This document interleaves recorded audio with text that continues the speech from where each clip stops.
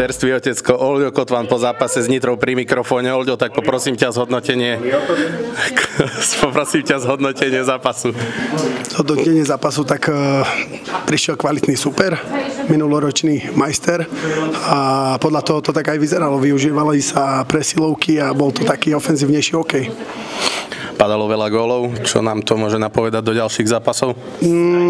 Tak samozrejme zlepšiť asi defenzívu trošku, aj keď nám potom chlapci trošku chýbali vzadu, že sa nám dvaja zranili, ale pre oko diváka si myslím, že 100% krásna podívaná. Čaká nás víkendový ťažký dvojzápas, najprv so Spiskou, potom s Košicami. Čo na nich bude platiť, ako na nich? Ja neviem, asi na nich nejak budeme hrať svoj systém, tak hovorí tréner. My sa nepripravujeme na ich systém, my hráme našu hru, takže asi to isté, čo doteraz na tých superov platilo. Odkaz pre fanúšikov. Ďakujeme za podporu a aby vás bolo viac. Ďakujem pekne.